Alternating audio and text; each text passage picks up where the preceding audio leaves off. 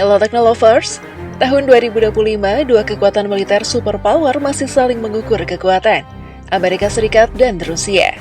Dalam banyak analisis militer, AS dianggap sebagai kekuatan global utama, sementara Rusia masih menyimpan potensi besar di domain darat, artileri, dan nuklir. Video kali ini akan membahas skala militer kedua negara, jumlah personil, alutsista darat, laut, udara, anggaran pertahanan, dan implikasi strategisnya.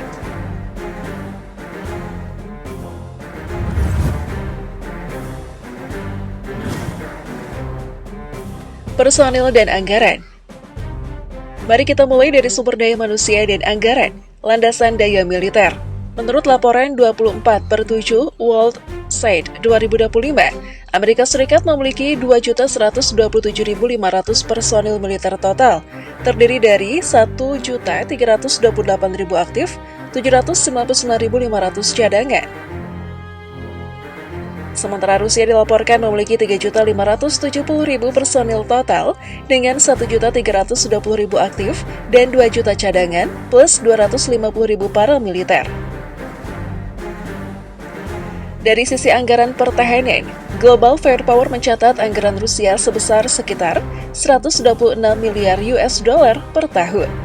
Untuk Amerika Serikat, beberapa sumber menyebut anggaran sangat besar meskipun berbeda-beda antar laporan, misalnya walau menyebut anggaran militer AS nomor 1 dunia. Kesimpulannya, Rusia unggul jumlah total personil militer, namun AS mungkin lebih unggul dalam pendanaan, teknologi, dan kemampuan proyeksi global. Kekuatan darat.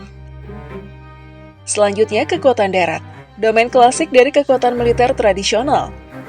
Berdasarkan analisis dari Military Compass 2025, tank Rusia memiliki 5.750 unit, sementara AS punya 4.640 unit. Kendaraan lapis baja total, Armored Vehicles, AS sangat unggul dengan 391.963 unit dibanding Rusia, 131.527 unit. Self-Propelled Artillery atau SPG, Rusia jauh lebih banyak dengan 5.168 unit, sementara AS memiliki 671 unit. Light Artillery, Rusia lagi unggul dengan 8.505 unit, sedangkan AS memiliki 1.212 unit. Mobile Rocket Projectors atau MLRS, Rusia memiliki 3.005, sedangkan AS hanya 641. Analisis, Rusia menekankan volume darat, banyak tank dan artileri, memberikan kapasitas tembakan berat di medan darat, sementara AS lebih mengutamakan mobilitas dan teknologi kendaraan lapis baja, memungkinkan manuver cepat dan dukungan infanteri mekanis. Kekuatan udara. Lanjut ke domain udara, aspek kunci proyeksi kekuatan modern. Menurut 24/7 Wallside, total pesawat AS sekitar 13.043 unit, terdiri dari pesawat tempur, serang, transport, misi khusus, tanker, pelatih, dan helikopter. 5.843 unit helikopter menurut data mereka. Total pesawat Rusia sekitar 4.292 unit. Untuk pesawat tempur, AS punya banyak data menunjukkan ribuan pesawat, sedangkan Rusia dilaporkan memiliki 833 fighter menurut analisis 2025. Helikopter AS 5.843 unit, Rusia 1.651 unit total helikopter. Implikasi, AS mendominasi udara secara kuantitas dan teknologi dengan armada jet, helikopter, dan pesawat logistik besar. Rusia meski lebih sedikit mempertahankan udara yang cukup kuat, terutama dalam misi darat dan dukungan artileri, dan tetap menjadi pemain signifikan di udara regional.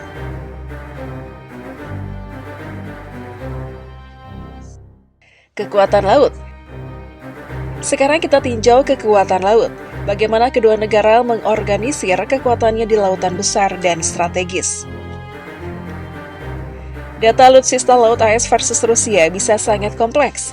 Beberapa ringkasan menyebut bahwa AS memiliki armada kapal perang besar, termasuk kapal induk, kapal perusak, kapal selam, dan kapal patroli. Untuk Rusia juga terdapat armada kapal selam besar, kapal perang, dan kapal permukaan lainnya. Sebagai contoh, Nawacita menyebut Rusia memiliki 70 kapal selam dalam analisis perbandingan militernya. Analisis strategis. AS memiliki kemampuan laut proyeksi tinggi, kapal induk, kapal perusak modern, dan jaringan logistik global. Rusia di sisi lain fokus tidak hanya pada kapal permukaan besar, tetapi juga pada kapal selam strategis dan kapabilitas rudal laut, yang penting untuk kekuatan pertahanan dan proyeksi di Eropa dan Arktik. Doktrin dan strategi. Mari bahas doktrin dan strategi militer.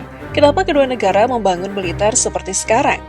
Amerika Serikat, strateginya sangat global. AS mempertahankan kemampuan proyeksi di seluruh dunia, menjaga dominasinya melalui armada laut besar, kekuatan udara, dan aliansi atau NATO. Teknologi seperti sistem ISR, intelijen pengawasan, pengintaian, drone, dan rudal presisi menjadi pilar utama. Rusia memiliki tradisi mobilitas darat yang kuat, tank, artileri, serta kekuatan rudal dan kapal selam. Strateginya juga mempertimbangkan konflik regional dan potensi perang besar di Eropa. Selain itu, Rusia terus memperkuat kapasitas amunisi dan produksi persenjataan berat meskipun mendapat tekanan ekonomi. Analisis menyebut Rusia masih mempertahankan keunggulan dalam firepower tradisional.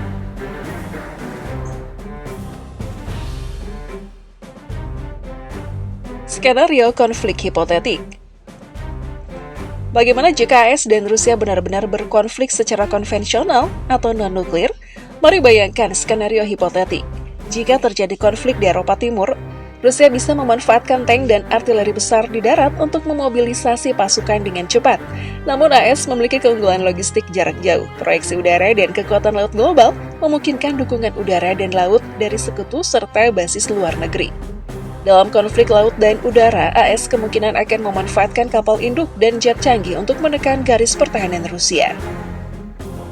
Tapi Rusia bisa menahan tekanan dengan kekuatan artileri besar, sistem pertahanan udara, dan kapal selam sebagai elemen denial area atau area denial di zona konflik. Kesimpulan, Amerika Serikat unggul dalam kuantitas udara, proyeksi global, teknologi, dan anggaran besar. Rusia unggul dalam kekuatan darat tradisional, tank, artileri, serta jumlah personel total yang sangat tinggi. Jika dilihat dari skenario konflik, AS bisa menang di medan proyeksi global, tetapi Rusia sangat kuat dalam pertarungan darat dan kekuatan konvensional besar. Namun siapapun yang menang, konsekuensinya sangat besar. Konflik antara dua kekuatan ini bukan sekedar soal senjata, tapi juga diplomasi, aliansi, dan pengaruh geopolitik yang jauh melampaui medan tempur.